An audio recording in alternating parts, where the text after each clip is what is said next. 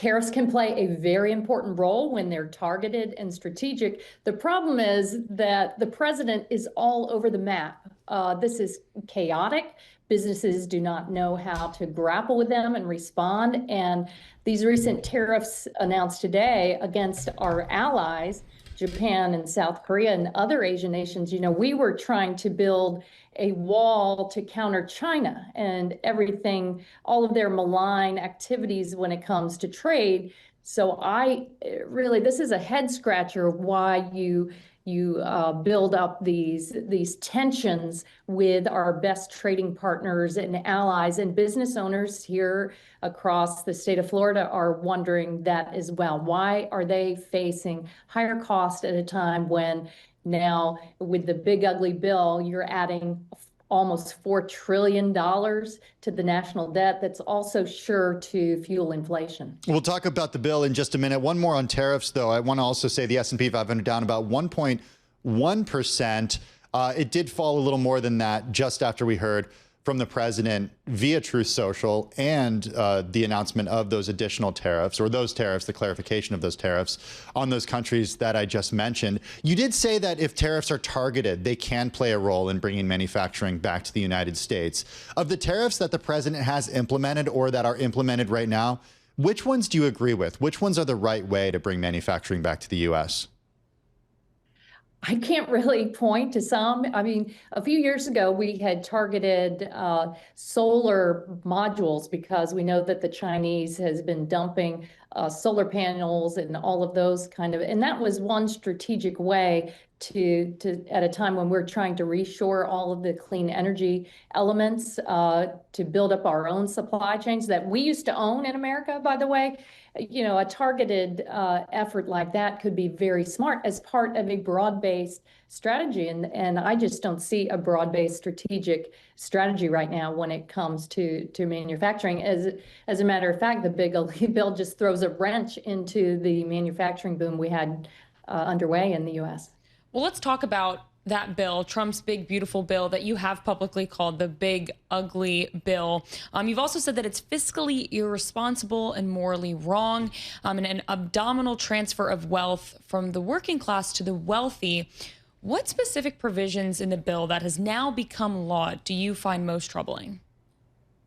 Well, never before have we adopted a piece of legislation that gives tax cuts to the wealthiest Americans, while at the same time you are cutting health care for 17 million Americans. You're taking away food assistance from seniors and veterans and children. You're cutting Pell Grants and student loans. So this is completely out of whack, and it's going to be very costly ultimately for many American businesses and definitely American consumers and families.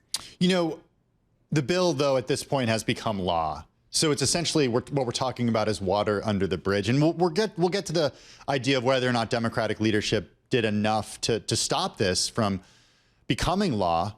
But where do you go now? What are you going to do about this?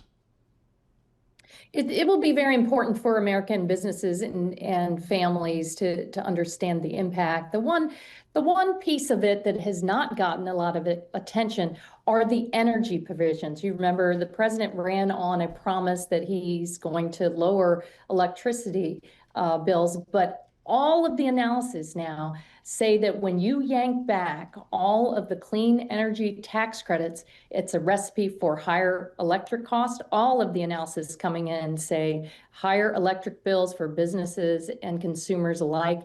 They're throwing a wrench in this manufacturing boom that we had underway due to our climate and clean energy law. We had seen over 1,000 factories open across the country, over 400,000 jobs created. Now what we're hearing are business cancellations all across the EV battery supply chain. And again, this is not smart because it's a gift to China. China wants to own, they want the competitive edge on all clean tech manufacturing. And we were just starting to build up our supply chains, our manufacturing, so that we can work with allies to dominate the clean energy sector. And Republicans and the president now have thrown that all away at a time when we're also grappling with the higher costs and impacts of the climate crisis. What a tragic situation in Texas. My community is still rebuilding from Hurricanes Helene and Milton that was supercharged by hotter Gulf waters. And that, climate isn't just about the weather, it's about your wallet. And now they have pretty much said, we're not going to be a leader. We're going to cede that to China. And our Americans are going to have to grapple with rising costs over time. It's really a sabotaging, a self-sabotage of this big ugly bill. Continuing on the subject of climate here, do you think that the last minute changes that remove the excise tax on wind and solar buy that industry, those industries, any breathing room? It helped, but it just wasn't as harmful. So you would have seen just a complete death knell for clean tech right now if that excise tax had passed.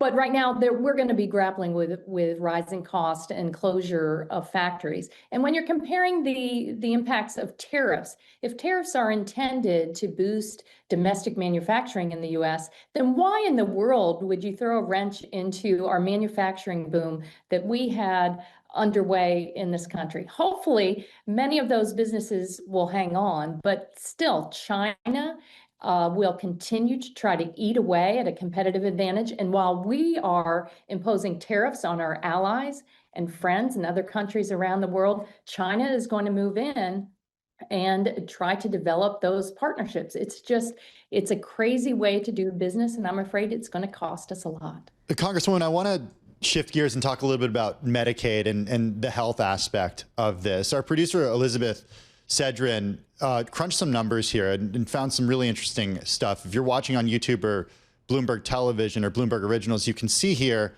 the yellow is Hillsborough County, Florida, a portion of which falls into your district. Additionally, other counties as well are in your district. But if you look at this, a higher portion of folks in this county versus the statewide total are actually on annual Medicaid and CHIP enrollment.